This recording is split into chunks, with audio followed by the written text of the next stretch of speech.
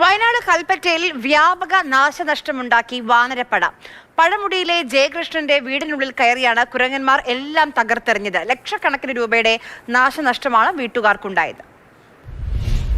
പുഴമുടി പാലത്തിന് സമീപം താമസിക്കുന്ന തെങ്ങുംകണ്ടി ജയകൃഷ്ണന്റെ വീട്ടിലാണ് കുരങ്ങന്മാർ കയറിയത്. വീട്ടിൽ ആളില്ലാത്ത സമയത്ത് ഓടിളക്കി അകത്തിറങ്ങിയ 30ഓളം കുരങ്ങുകൾ കണ്ണിൽ കണ്ടതെല്ലാം തകർത്തു. എല്ലാ മുറികളിലെയും സീലിംഗ് പൊളിച്ചു. രാത്രിയിലേക്ക് പാകം ചെയ്തു വെച്ച ഭക്ഷണം തറയിൽ വിതറി. പാത്രങ്ങളും വലിച്ചെറിഞ്ഞു.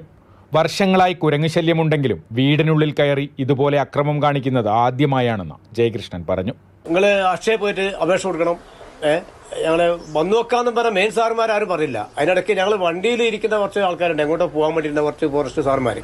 അവരൊരു പെണ്ണുങ്ങൾ ഞങ്ങൾ വയലൻ്റായി, എൻ്റെ സംസാരം വയലൻ്റായി ഇങ്ങനെ കേട്ട് നോക്കുമ്പോൾ അവർ വന്ന് പറഞ്ഞ് നിങ്ങളിങ്ങനെ ബേജാറായല്ല, സമാധാനിക്ക്.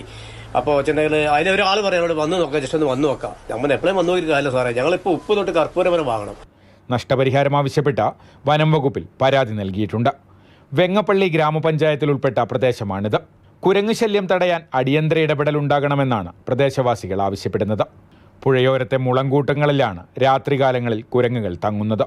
പകൽ സമയത്ത് കൃഷിയിടങ്ങളിലും വീടുകളിലും കയറി വ്യാപക നാശനഷ്ടങ്ങളാണ് ഉണ്ടാക്കുന്നത്. മാതൃഭൂമി ന്യൂസ്, വയനാട്.